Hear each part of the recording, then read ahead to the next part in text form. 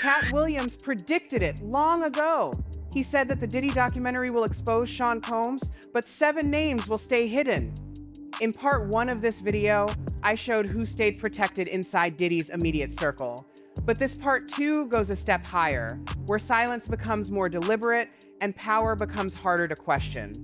These are not random names, it's all strategic.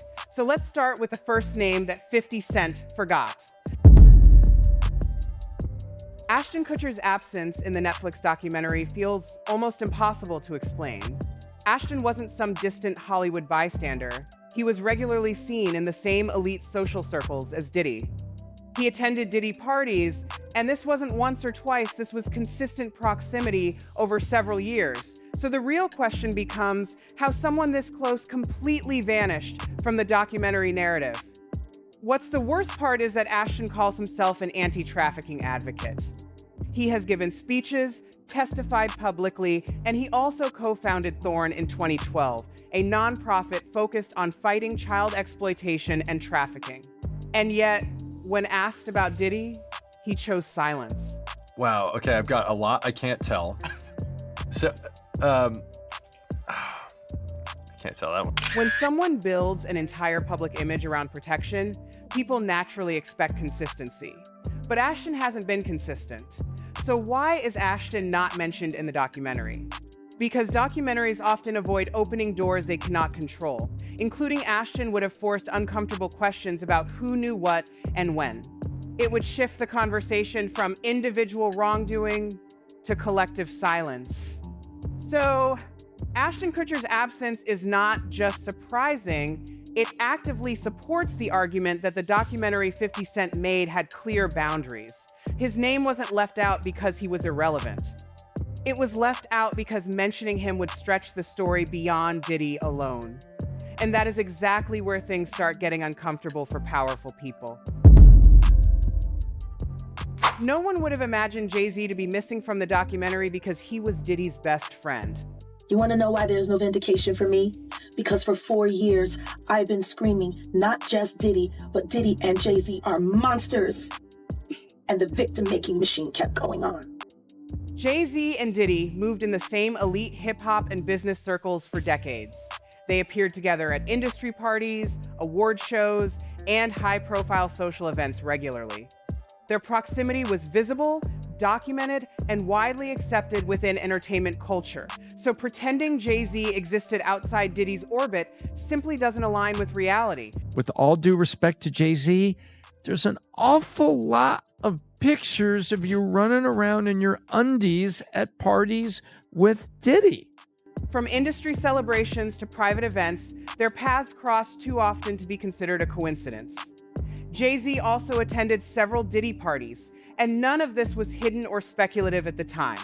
It was normal, normalized, and rarely questioned. Jay-Z isn't just an artist. He's a billionaire businessman with boardroom influence and institutional reach. The kind of power he holds is really scary. Unlike other figures, Jay-Z doesn't need public defense or statements to remain protected. His silence alone is powerful enough to close conversations before they begin. That level of protection explains why the documentary never approached his name directly. Jay-Z wasn't left out because of a lack of evidence. He was left out because mentioning him would have triggered legal battles that could have stalled or stopped the documentary entirely.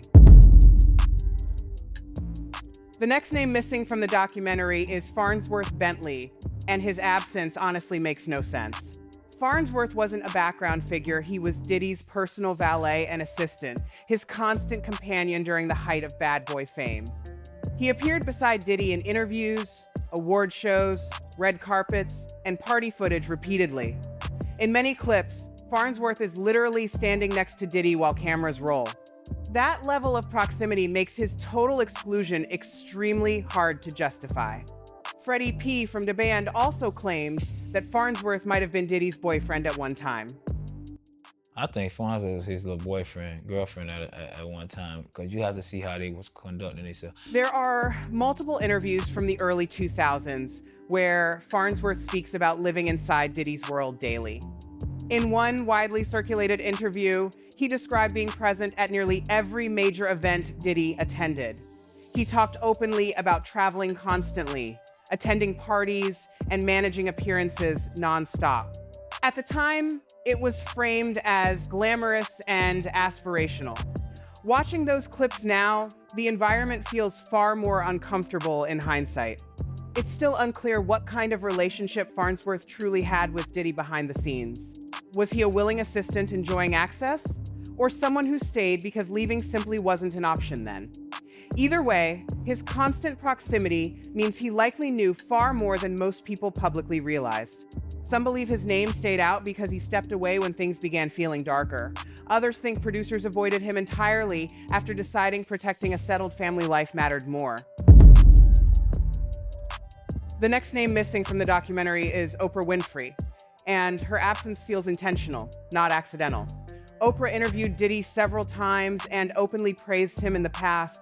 In those interviews, she presented him as focused, hardworking, and misunderstood. Those clips still exist online and look uncomfortable when watched today. Yet the documentary avoids revisiting that praise entirely. What makes this omission stronger is Oprah's connection to the Russell Simmons documentary On the Record. Oprah was originally listed as an executive producer, but later quietly stepped away. She said the film no longer met her standards. Without explaining much further, that decision became a major story and sparked questions about silence and responsibility. The Diddy documentary never brings up this parallel, even though the situations clearly overlap.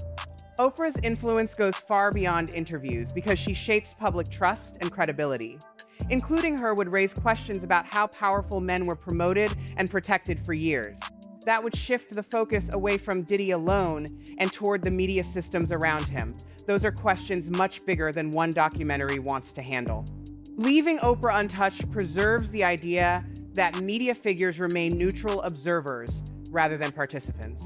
So Oprah Winfrey remains absent, despite her undeniable proximity and influence. One of the most shocking names missing from the Netflix documentary is Russell Simmons. He was Diddy's mentor.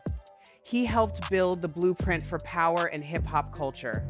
Multiple women have publicly accused Russell of serious misconduct, and those allegations were reported by major outlets. Russell Simmons was one of his mentors too.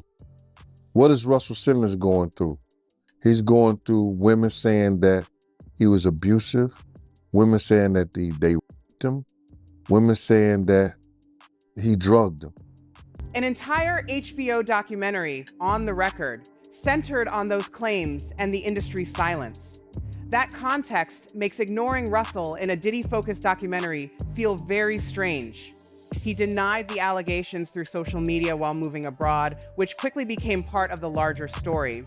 The Diddy documentary never mentions this connection, even though the pattern looks very similar. Russell's connection to Diddy matters because they both came up inside the same early hip-hop power structure. They shared influence, access, and control during the genre's rise into big business. Including Russell would show that Diddy wasn't an isolated case, but part of a bigger system. By leaving Russell Simmons out, the documentary keeps the story simple and contained. Bringing him in would force a deeper look at how the industry itself operates.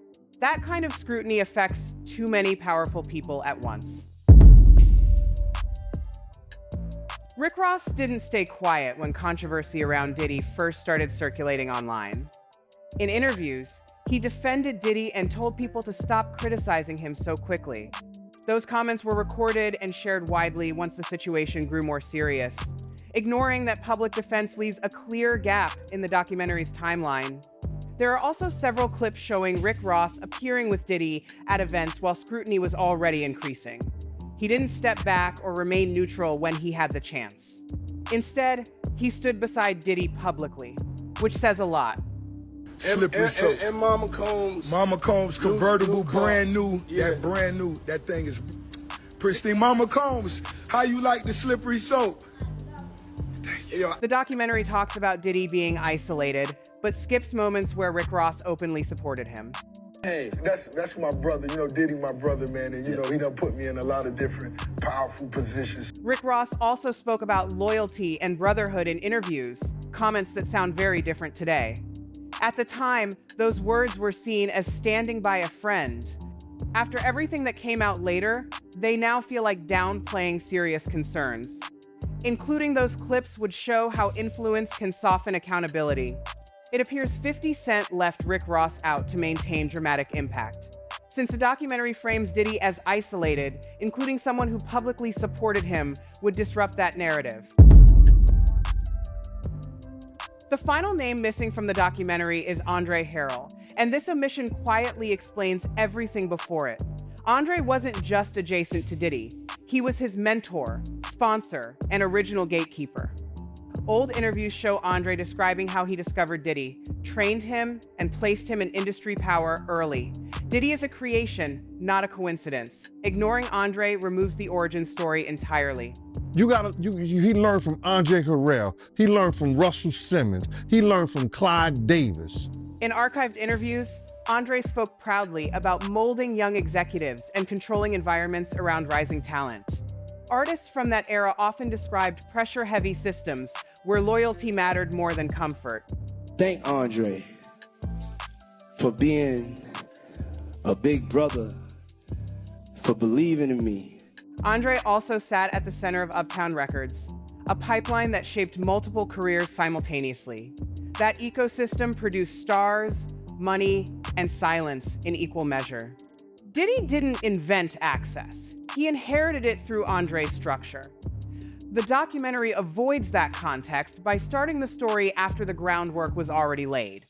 That choice keeps accountability focused downward instead of upward. Leaving Andre Harrell out protects the idea that Diddy acted alone.